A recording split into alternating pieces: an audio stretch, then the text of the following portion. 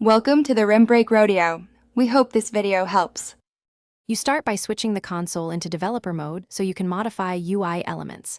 Open Settings, enable developer mode, and sign in with the same Microsoft account tied to your developer profile. Once done, make sure the Xbox device portal is reachable on your PC and pair it to the console. Prepare your custom tab assets now, icons sized at 256 x 256, a clean manifest, JSON, and any thumbnails. Doing these steps first saves back and forth later and prevents deployment errors. You now build the package that Xbox will load as a custom tab. Edit the manifest. JSON to include the tab ID, display name, entry URI, and required capabilities. Validate the JSON to avoid parsing failures.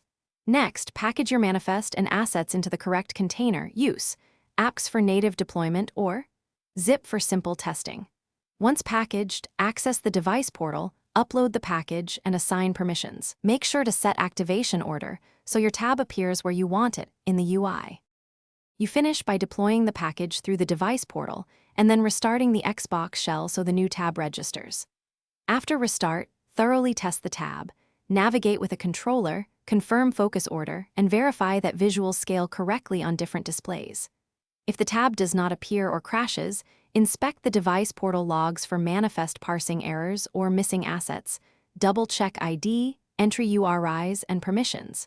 As a key troubleshooting tip, clear cached UI state and reboot before redeploying to catch transient issues. Thanks for watching. Consider subscribing if we helped you.